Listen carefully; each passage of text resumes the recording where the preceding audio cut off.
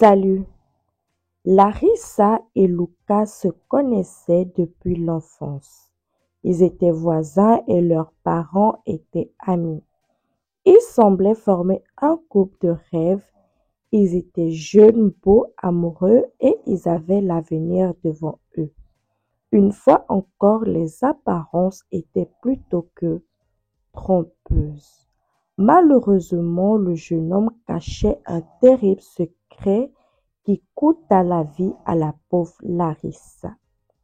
C'est au Brésil que grandit Larissa Gonçalves. Elle grandit heureuse, entourée de ses parents et sa sœur cadette avec laquelle elle est très proche. Son père est un entrepreneur qui gère plusieurs entreprises et bien qu'il ne soit pas extrêmement riche, cela lui permet d'offrir à sa famille un train de vie plutôt confortable.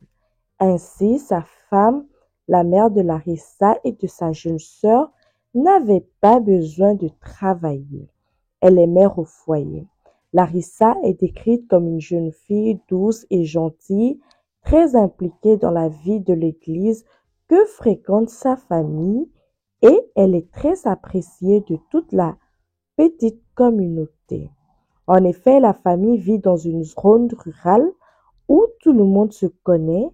Aussi, lorsque Larissa obtient son diplôme, elle décide de s'inscrire à l'université pour étudier la biomédecine.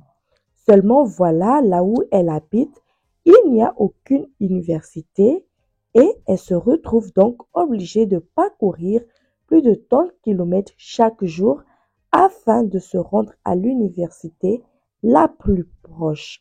Aussi, chaque jour, Larissa emprunte la voiture de son père pour se rendre à la gare routière. Là, après avoir garé la voiture à proximité, elle monte dans un bus direction de la fac. Larissa est une fille très studieuse. Durant toute sa scolarité, elle a toujours été première de sa classe. En plus de ses bons résultats, c'est une fille très ambitieuse qui sait que dans la vie, on n'a rien sans rien. Et pour réussir à atteindre ses objectifs, il faut beaucoup travailler. Sentimentalement parlant, Larissa est comblée. Depuis plus d'un an, elle fréquente l'un de ses voisins nommé Lucas Gamareux. Lucas et Larissa se connaissent depuis plusieurs années. Au-delà d'être voisins, leurs parents sont amis. Les deux familles ont pour habitude de passer beaucoup de temps ensemble. Et au départ, Larissa et Lucas ne se voyaient pas comme de potentiels petits amis. Lucas, lui, de son côté, est un jeune homme très sportif et populaire.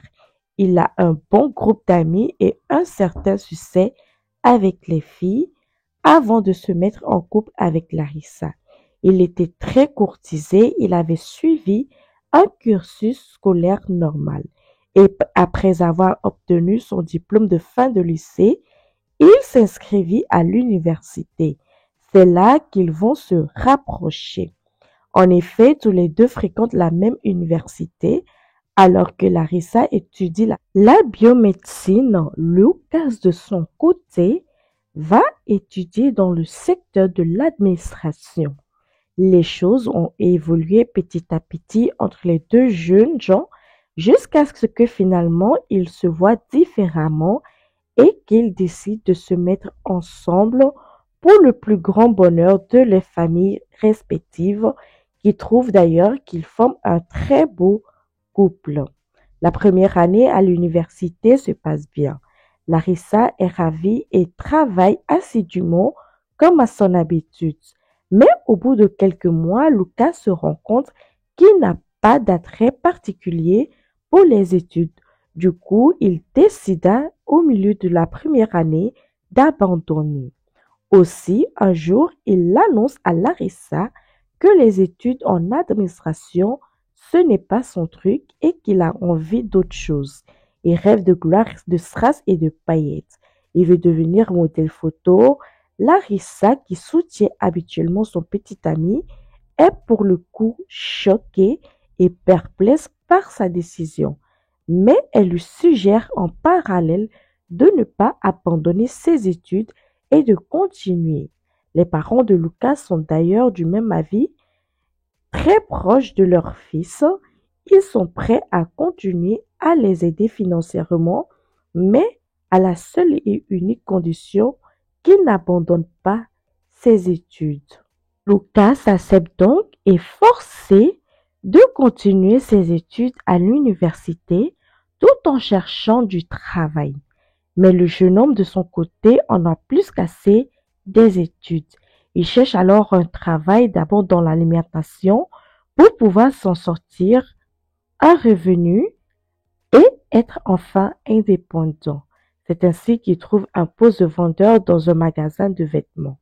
Parallèlement, il tente de percer dans le milieu de la mode et fait quelques séances avec des photographes professionnels afin de constituer son book. Il travaille donc dans ce magasin de vêtements et passe de casting en casting afin d'essayer de percer dans le milieu de la mode bien entouré. Il est soutenu dans tout ce qu'il entreprend par Larissa et sa famille. Vu l'extérieur, Larissa et Lucas forment le couple idéal.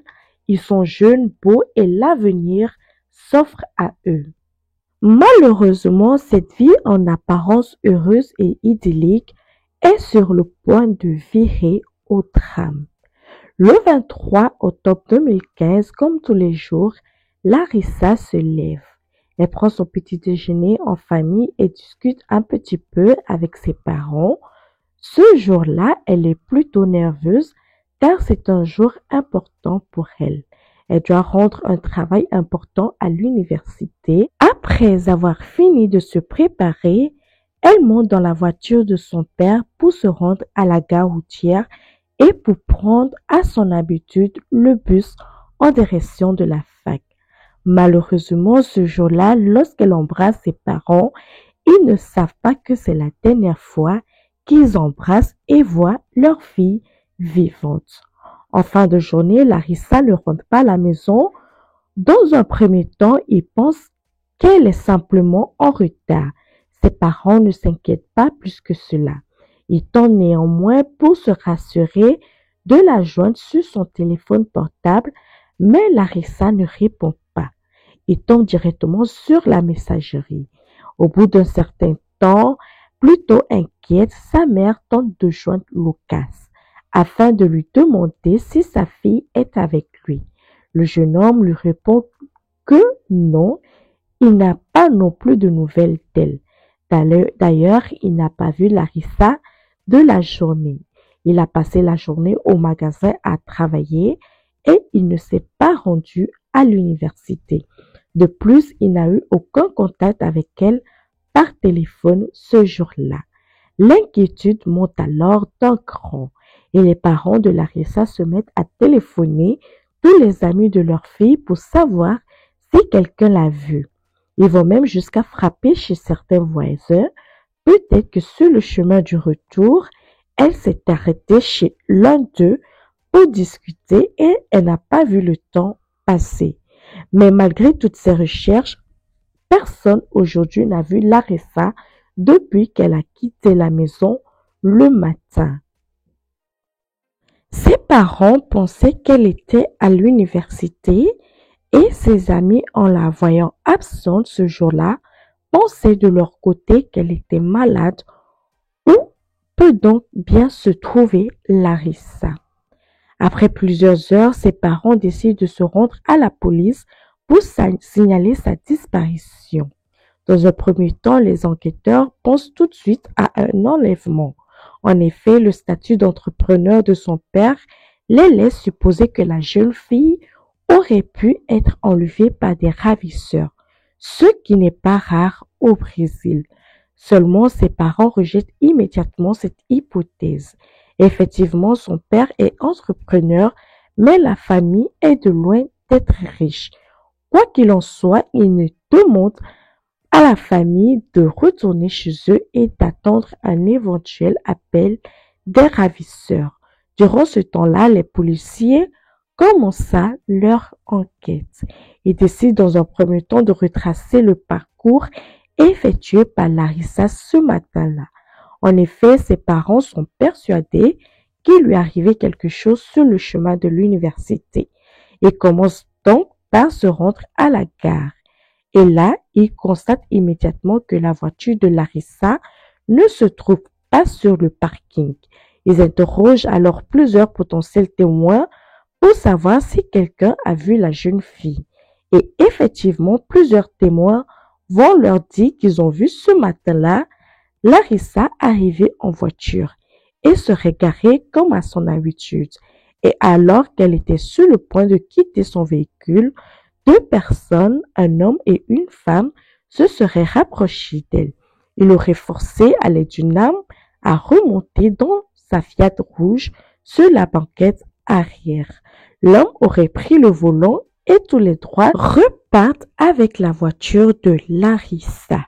Ce qui est tout de même incroyable, c'est que plusieurs témoins ont vu un homme et une femme forcer une jeune fille à rentrer dans la voiture.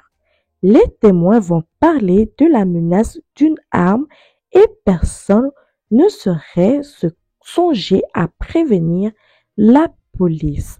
Les enquêteurs, suite à ce témoignage, décident de vérifier les caméras de surveillance se trouvant à proximité de la gare.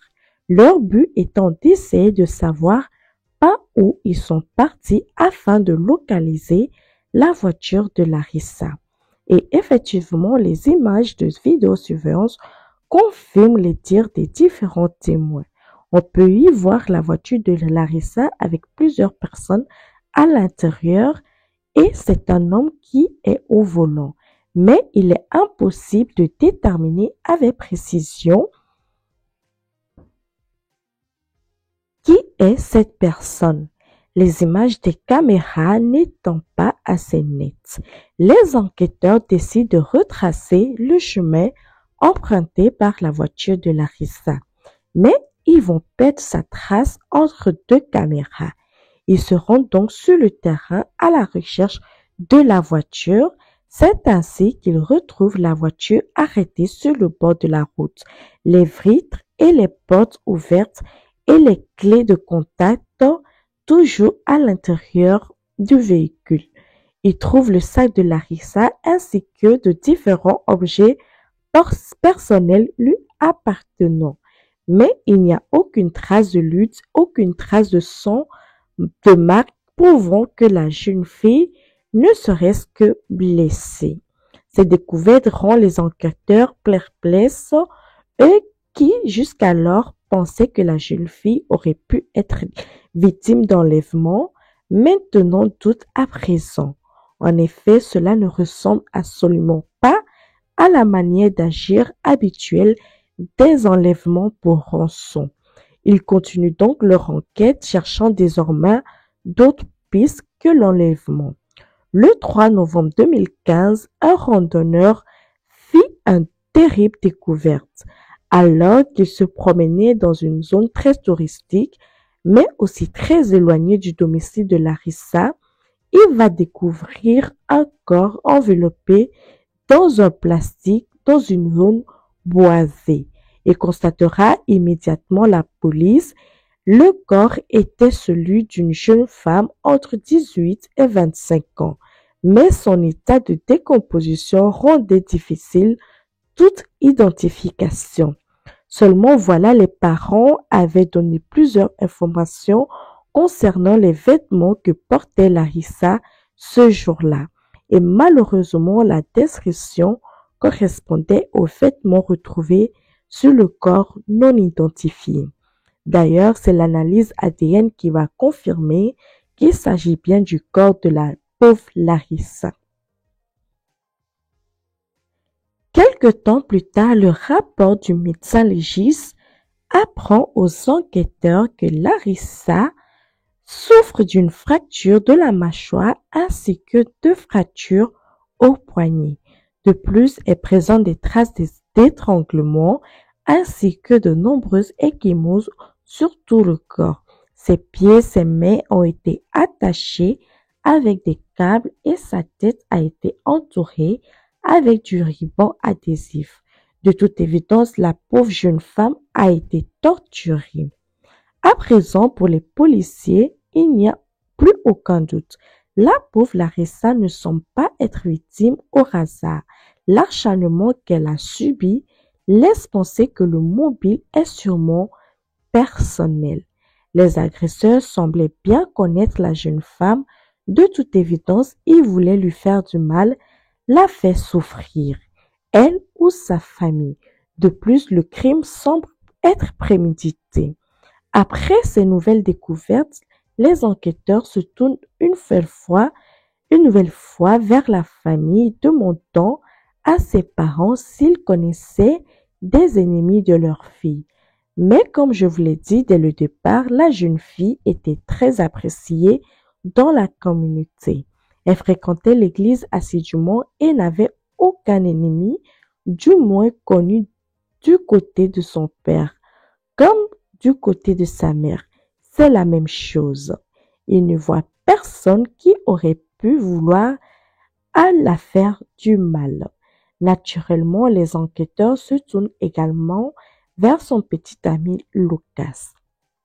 Depuis la disparition de la jeune femme, Lucas s'était beaucoup exprimé dans les médias.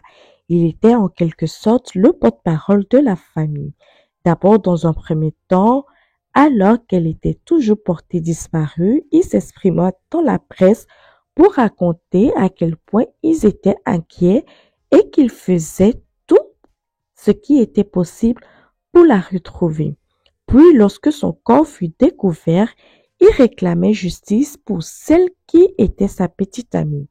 Lorsque les enquêteurs le questionnèrent, il leur répondit qu'il n'avait aucune idée de ce qui lui était arrivé et de plus, il ne connaissait personne, lui non plus, qui souhaitait du mal ni à lui ni à sa pauvre petite amie.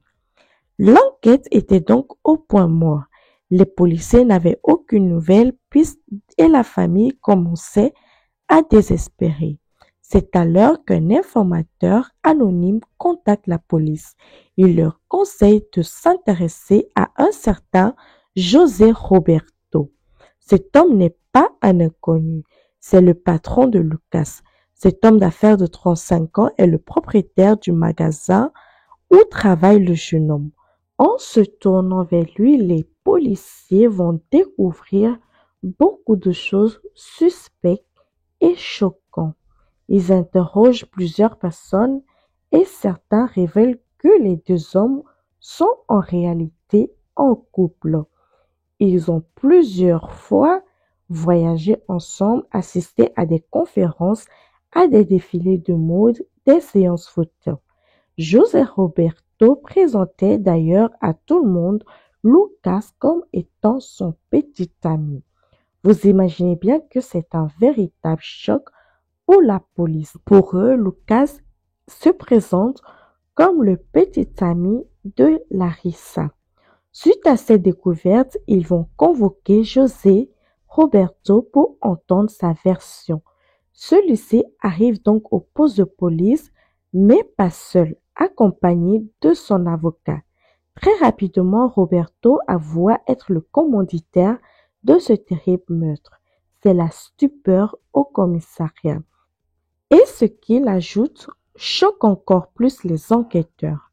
Selon lui, quelques semaines auparavant, Larissa avait découvert des SMS compromettants sur le téléphone de son petit ami Lucas. Elle pensa alors qu'il avait une maîtresse, mais en fouillant un peu plus dans son téléphone, elle va découvrir que le numéro avec lequel il échangeait ses messages était en fait celui de son patron José Roberto. Complètement choquée, la pauvre femme demande alors des explications à Lucas. À la discussion s'envenima, ils vont se disputer violemment et elle va le menacer de tout raconter à sa famille. Seulement voilà, Lucas n'était absolument pas prêt à assumer cette liaison homosexuelle et surtout pas devant sa famille. Il savait très bien que sa famille était très croyante et plutôt conservatrice et qu'il n'accepterait jamais l'homosexualité de leur fils. De plus, lui qui vivait grâce à l'argent de ses parents depuis plusieurs mois, avait peur que ceux-ci, en découvrant cette liaison, le lui coupent les vivres. Il se confia alors à son amant et lui raconta tout ce qui s'était passé et ensemble ils vont réfléchir à une solution. Ils en arrivent à la conclusion que la meilleure des choses à faire était de faire disparaître Larissa. C'est José Roberto qui est le premier à amener cette terrible idée. Pour lui, c'était l'unique solution à tous leurs problèmes. Il contacta alors une amie infirmière, Rosiane Rosa da Silveira, qui accepta de l'aider gratuitement à faire disparaître la femme. Mais celle-ci avait besoin d'un complice, un homme de main, quelqu'un pour faire le sale boulot. Aussi, José va lui confier un équivalent d'environ moins de 200 € afin qu'elle puisse trouver un homme de main pour lui payer. C'est aussitôt ce qu'elle a fait. Et cet homme n'est autre que Valder Bispo dos Santos. Il accepta de se joindre à l'équipe. À présent complète, ils planifient ensemble la terrible attaque. Ce jour-là, ils étaient déjà à la gare routière lorsque Larissa arriva au volant de sa voiture rouge. Depuis plusieurs jours, ils avaient épié et surveillé les faits et gestes de la jeune femme pour connaître avec précision ses habitudes, son emploi du temps. D'ailleurs, il n'était pas totalement passé inaperçu car plusieurs voisins de Larissa ont connu Valder les jours précédents. Ils l'avaient vu plusieurs fois prendre les photos dans le quartier, ce qui confirme bien que le crime avait bel et bien été prémédité.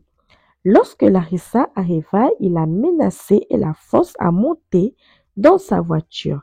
C'est Valder qui prit le volant et tous les trois se rendent en réalité au domicile de José Roberto. Là-bas, ils vont lui attacher les mains, les pieds. José Roberto, qui était également présent, va déclarer qu'à aucun moment il n'avait touché ou frappé la pauvre jeune fille. Pendant ce temps-là, le duo diabolique prit un haltère de 5 kilos et frappa Larissa au visage. Elle perdra alors connaissance. Et c'est à ce moment-là qu'ils vont décider froidement de l'étrangler. Sachez que le médecin légiste n'a pas été capable de déterminer si les coups au visage ou l'étranglement qui avait tué la pauvre Larissa. Après le terrible meurtre, ils vont envelopper le corps dans du plastique, la déposer dans la voiture de José Roberto et ils vont partir la jeter où elle a été découverte quelques jours plus tard. Plusieurs personnes vont confirmer que Lucas s'était rendu le lendemain de la disparition de Larissa chez José, soi-disant pour prier ensemble pour la jeune femme. Suite aux aveux de José Roberto, Lucas fut immédiatement arrêté afin d'être lui aussi interrogé. Lucas nia avoir une relation avec son patron et il affirme n'avoir aucune idée de ce que Roberto avait fait. Il n'était absolument pas en couple et selon lui, cet homme, son patron, était littéralement obsédé par lui. Il n'y avait aucune preuve scientifique le reliant au crime. De plus, faute d'aveu, il fut au bout de quelques heures libéré. Les trois autres protagonistes, eux, resteront en prison en attendant leur procès. Les premières semaines, la famille de Larissa avait soutenu sans concession Lucas. Selon eux, il était très affecté et n'aurait jamais pu faire le moins de mal à leur fille. D'ailleurs, il était aussi sous le feu des critiques et lorsqu'il se rend aux funérailles de la jeune femme, bien qu'il fût bien accueilli par la famille, il fut tout de même interpellé et harcelé par différentes personnes, ce qui nécessite une intervention de la police. Cependant, avec le temps et les différentes révélations, la famille de Larissa croyait de moins en moins en sa version et en de son innocence. Ils étaient dorénavant persuadés que Lucas était impliqué dans le meurtre de leur fille, mais il n'y avait aucune preuve, rien de tangible pour le prouver. L'annonce de l'arrestation des meurtriers ont provoqué une vague d'agitation dans toute la ville. Le magasin de José Roberto fut saccagé. De nombreuses personnes ont manifesté devant le poste de police pour réclamer que la justice soit faite. Le procès débute alors 2 ans plus tard, en 2017, dans un climat très agité. Sur le banc des accusés, il y avait José Roberto et l'homme de main. Les 2 hommes furent reconnus coupables et condamnés à 17 ans de prison. Quelques semaines plus tard, s'ouvra le procès de l'infirmière Rosiane qui était malade lors du principal procès. Elle fut elle aussi rendue coupable et condamnée de son côté à 14 ans de prison. La famille, qui reste aujourd'hui persuadée que Lucas est également impliqué dans la mort de leur fille, continue bien que mal à vivre et aller de l'avant. Ils souffrent toujours beaucoup de la mort de Larissa et tentent de garder que des bons souvenirs. Merci d'avoir regardé la vidéo. N'oubliez pas de vous abonner, de liker. On se retrouve dans une prochaine vidéo.